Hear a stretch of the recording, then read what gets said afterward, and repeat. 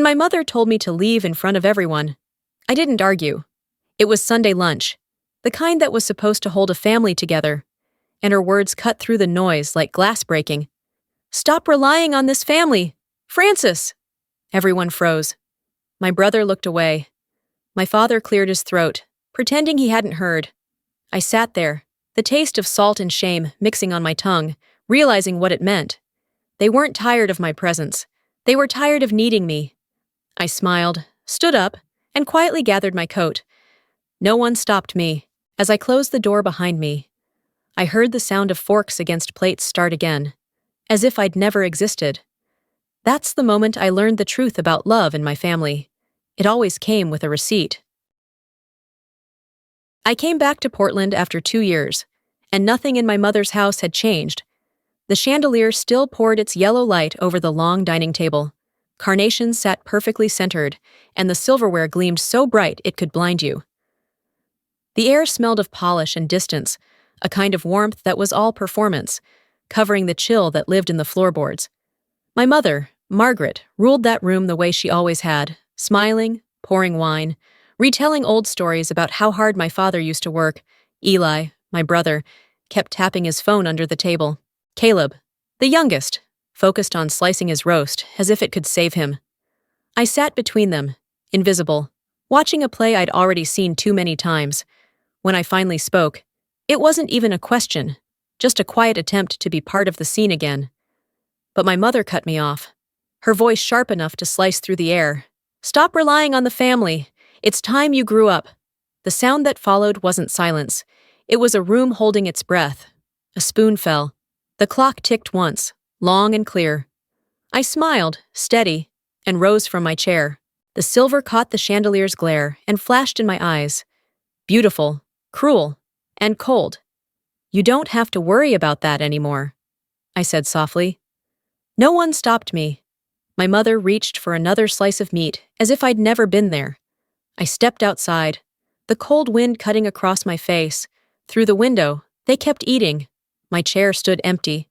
I drove away without checking the mirror, not because I feared what was behind me, but because I couldn't bear to see myself still asking to stay.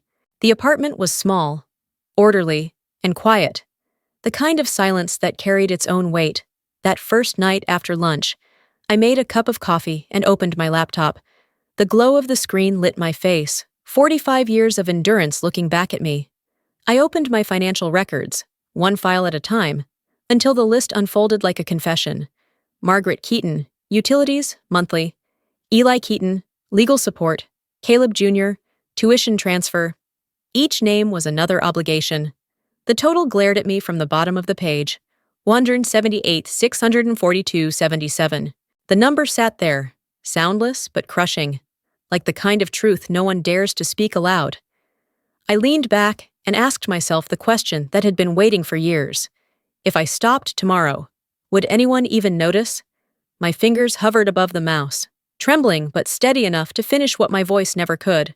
Cancel autopay. Click. Confirm. Click. Each sound felt surgical, precise, irreversible. When the words autopay disabled appeared, I exhaled. It felt like turning off a life support machine that had been keeping everyone else alive while I forgot how to breathe. The apartment was suddenly larger. The silence no longer pressed. It expanded. I looked around, at the untouched mug of coffee cooling on the table, at the faint reflection of blue light on the windowpane. For the first time, emptiness didn't scare me. It felt like space. I whispered, just to myself, "You can stop now." The words floated in the air, soft but absolute, echoing against the walls like a promise of freedom. 3 days later, while sorting through old tax files, I found a brown envelope tucked between faded folders. The paper was thin, its corner stained by a smear of blue ink. On the front, my father's handwriting, Maplewood transfer, property agreement. I opened it carefully, my breath catching on the scent of old paper and dust. In the middle of the document, highlighted in neat legal type, was a note signed by Howard Crane, my father's longtime attorney. Reversion clause. Automatic return to grantor upon dispute. I read the line twice, then a third time, until the meaning settled in. If anyone attempted to sell or transfer Maplewood without my consent, ownership would revert directly to me. My father had built a safeguard, not for property, but for peace. I set the pages down, my eyes stinging. William Keaton had been a man of structure, of blueprints and logic, the kind who solved emotional chaos with the precision of geometry. He must have known a day like this would come, when fairness would require reinforcement, when love alone wouldn't hold. He'd protected me the only way he knew how, not with apologies, but with a clause that stood as solid as any foundation he'd ever designed. I traced the faint blue signature with my thumb, the ink smudging slightly under my touch. A whisper escaped before I realized it had formed. "You still design for me, don't you?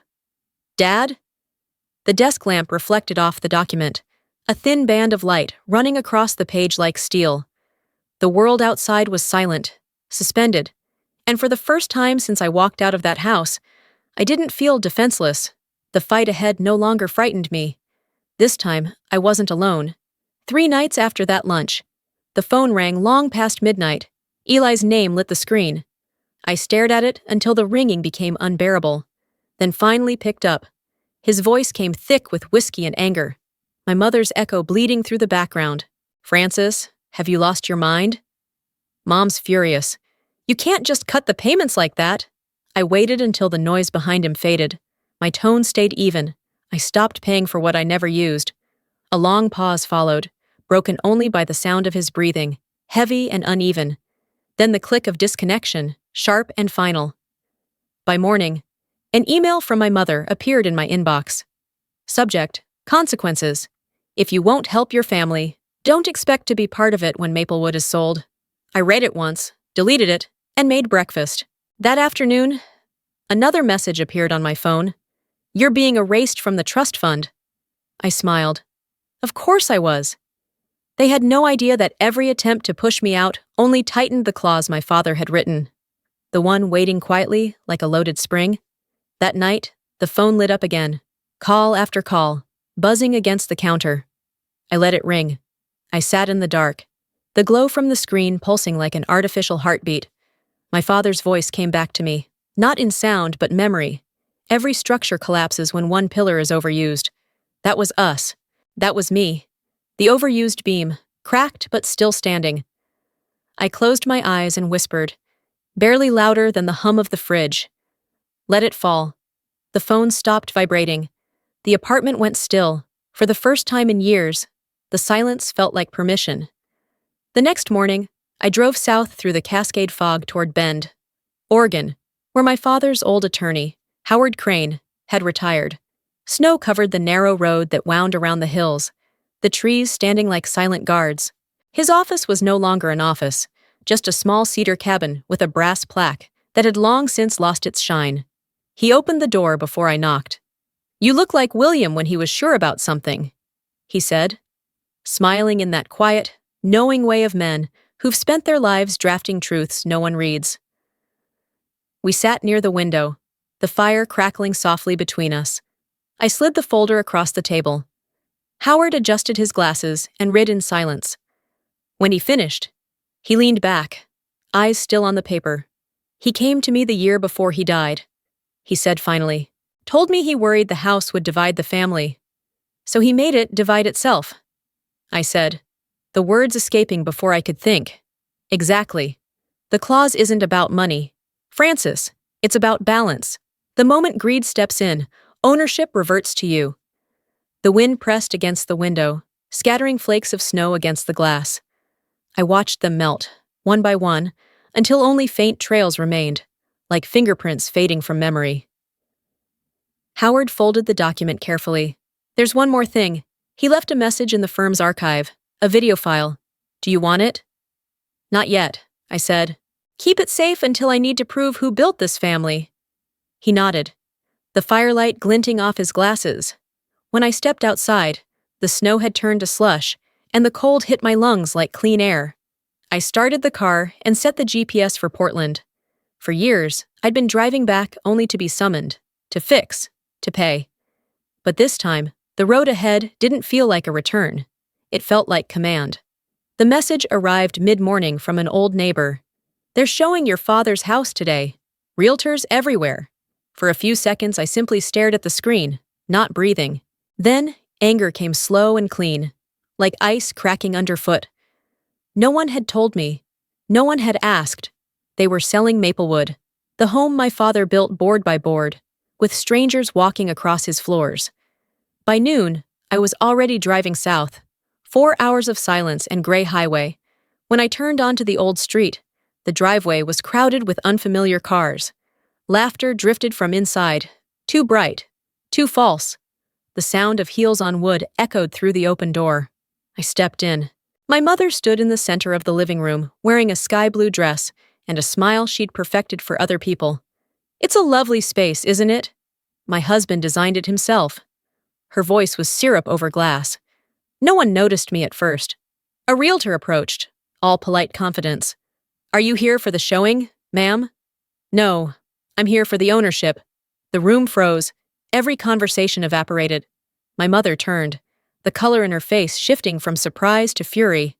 "Francis, this isn't the time." "It's exactly the time." I placed a folder on the table, the seal still crisp. Clause 4B. Maplewood cannot be transferred without my written consent. Any attempt triggers automatic reversion to me. Eli stared, pale. The realtor looked ready to disappear. My mother's smile hardened, voice trembling on the edge of control. "You misunderstood. We were only checking offers.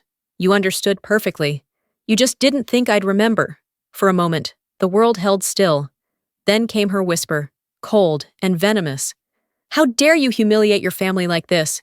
You did that the moment you tried to sell what wasn't yours." Eli stepped back, eyes down. Caleb slipped quietly toward the door. The first fracture had formed. I turned and walked out through the whispering crowd of neighbors. Outside, the winter sun caught the glass door, splitting my reflection in two. The woman they dismissed, and the one finally standing. In the car, my phone buzzed. "They're furious. They're filing something. Please be careful." I set it face down, the folder gleaming beside me, sunlight flashing across the notary stamp like a small blade of truth. I didn't sleep that night. The phone rang near 2 a.m. Caleb's voice trembled. "Mom and Eli are filing a case tomorrow. They're saying Dad was mentally unfit when he signed your clause. I watched snow fall beyond the glass. Then they just gave me back the house. I said, at dawn. I called Howard Crane." His voice was steady. "I thought they might. You'll need the original file, and maybe the video." "What's on it?" "A man trying to leave clarity behind." By afternoon, my mother called, her voice soaked in theatrical sorrow. "I never wanted this to go to court. You're forcing me. You forced yourself the day you signed that offer sheet. You'll regret this, Francis." I already did, for 45 years. The line went dead. Outside. Daylight dimmed into snowfall. Later, an email from Howard arrived. Attached was a single file. I opened it. My father appeared on the screen, thinner, calm, eyes steady as the frame. "Maplewood belongs to whoever remembers its purpose. Family is not ownership, it's responsibility." When the video ended, I placed my hand over my chest. "You built more than a house. Dad, you built a way out." Snow kept falling, soft and soundless, burying the tracks that had led me here. I closed the laptop and sat still in the dark, ready for whatever came next. Rain slicked the courthouse steps that morning, the kind that chilled straight through fabric and bone. My mother stood ahead with Eli and her attorney, her posture rigid, face composed into the faint smile of someone certain she'd already won. Inside, the courtroom felt airless. Howard sat beside me, calm, steady, no shouting, no defense, just truth. He murmured. I nodded. The opposing counsel began. "Margaret Keaton claims her late husband was under cognitive decline when transferring Maplewood House. The clause should be nullified." My mother sighed for effect, voice trembling. "I only wanted fairness." Francis took advantage of a dying man's confusion. Howard rose, unhurried.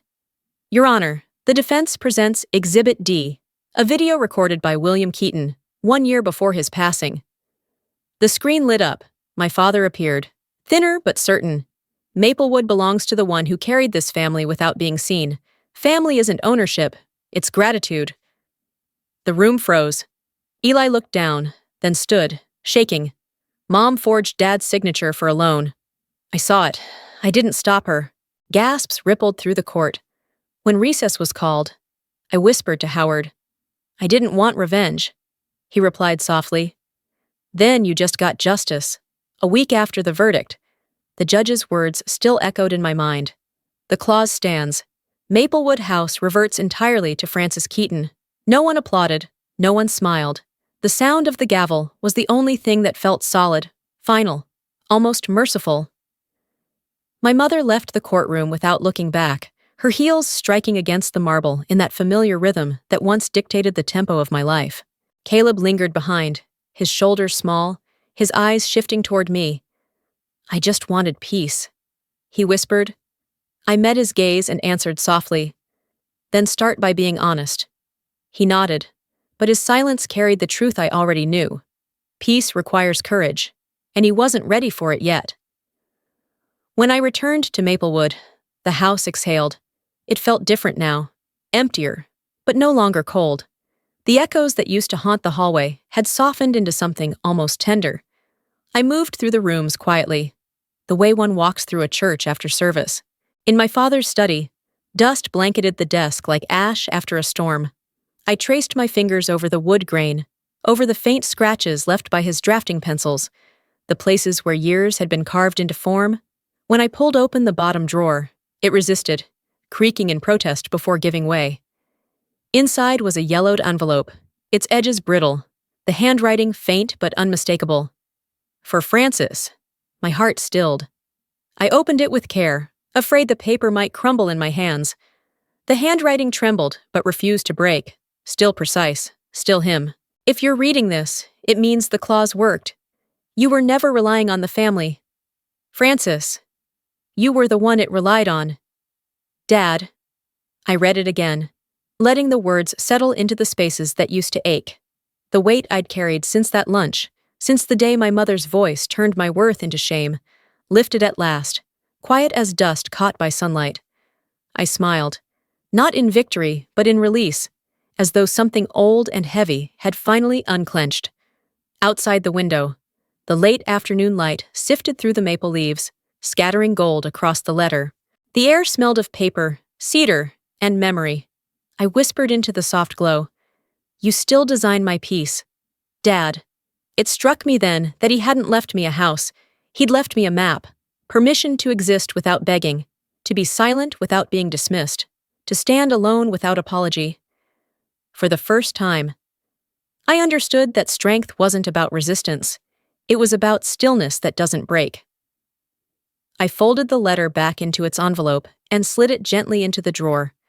The wood closed with a muted thud, a sound that felt like both an ending and the beginning of a quieter, truer life. A full year passed before I finally sold my apartment in Seattle and moved back to Maplewood. The house felt different now, emptier, lighter, but still alive in its own way. The wind through the maple trees outside carried a low hum, a sound that almost resembled voices. For a moment, it felt as though the house was breathing again, exhaling years of tension. I had once feared silence here. Now it wrapped around me like something sacred. Days settled into gentle rhythm. I rose with the sun, brewed coffee, and let the smell fill the wide, open rooms. I no longer measured time by emails or phone calls. The world outside felt distant, replaced by the pulse of wind, wood, and memory. Maplewood was no longer a relic of my family's pride. It was simply home. That morning, while reorganizing the kitchen, I opened a forgotten cabinet beneath the counter and froze. Inside sat the silver cutlery set, the same one that had gleamed so cruelly under the chandelier that day when everything cracked. The forks and knives were still flawless, their polish untouched by time. I lifted one, watched the sunlight glance across its edge, and felt no sting this time. The light no longer accused, it forgave. I set the entire set into a small cardboard box and wrote on the lid, "For donation." It felt right to let it go, to release the last thing that had tied me to that table, that performance of love. Let someone else use them, I thought. Let them belong to a home that doesn't wound. Later, I poured another cup of coffee and opened the kitchen window wide. The wind carried the crisp scent of maple leaves and rain, slipping through the curtains like a whisper. On the table beside me, The maplewood key caught a band of late afternoon light. It glowed softly, gold against the grain of the wood. I took my journal and wrote slowly, each word like a quiet truth unfolding. Family isn't who stays when you give. It's who doesn't leave when you stop giving. Outside, the branches swayed, and the house seemed to sigh. The sound reminded me of breathing, a gentle exhale I hadn't realized I'd been holding for years. I closed the journal and rested my palm over it. The light on the key dimmed as the sun slipped lower, the same kind of light that had once reflected off silver. But this time, it felt warm, human. That night, I slept with the window cracked open. The wind moved through the room, soft and steady, brushing against the walls like a benediction. For the first time in my life, I didn't dream of leaving. I dreamed of staying.